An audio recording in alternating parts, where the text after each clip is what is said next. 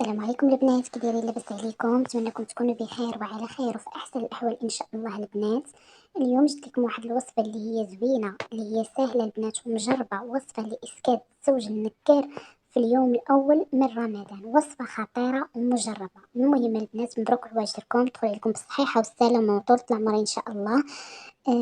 انا ما نسيتكم صراحه، واخا كنتعطل عليكم بزاف ولكن ما نسيتكمش، ولكن اللي عكزني هو التفاعل قليل بزاف البنات في القناه. المهم البنات، ما تنسونيش من لي لايك ديالكم وبارطاج الوصفه، اللي مشاركة تشارك معنا مرحبا والف مرحبا البنات. المهم البنات، راه وصفات اللي كنزل لكم مجربين ومضمونين البنات، وصفات اللي راهم زوينين.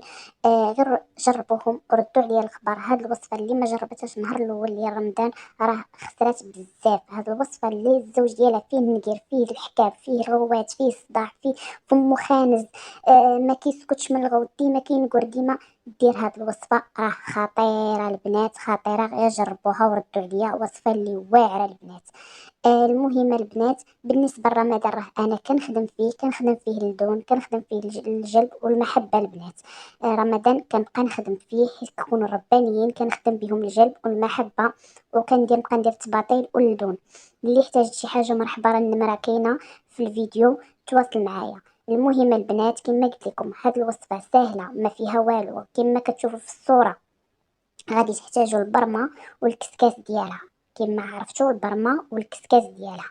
غادي تجيبي شويه العجينه، شويه الفورس او الدقيق، المهم تجيبي الفورس. غادي تشدي داك الفورس، غادي تخلطيه بشويه الماء، تيولي عجينه. غيولي عجينه، غتشدي البرمه، غديري فيها الماء لداخل، غديري في البرمه الماء لداخل في البرمه.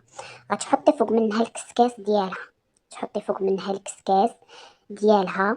وغادي تشدي ديك العجينه اللي خلطتي مسوسه غير بالماء فقط، غادي ديريها بحال القفال. البنات كاين اللي غيعرفوا شنو هو القفال، كاين اللي ما غتعرفش شنو هو القفال. القفال هو غتسدي ديك البلاصه اللي ما بين الكسكاس والبرمه، فم البرمه.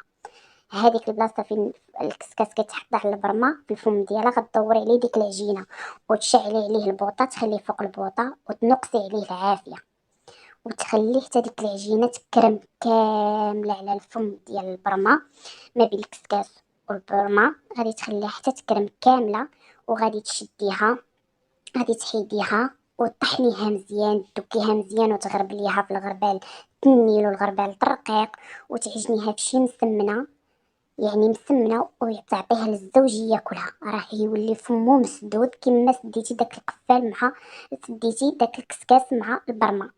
الوصفه راه زوينه ومجربه. اللي احتاجت شي حاجه وما فهمت شي حاجه تواصل معايا. ما تنسونيش من لي لايك ديالكم البنات. باي باي ليكم.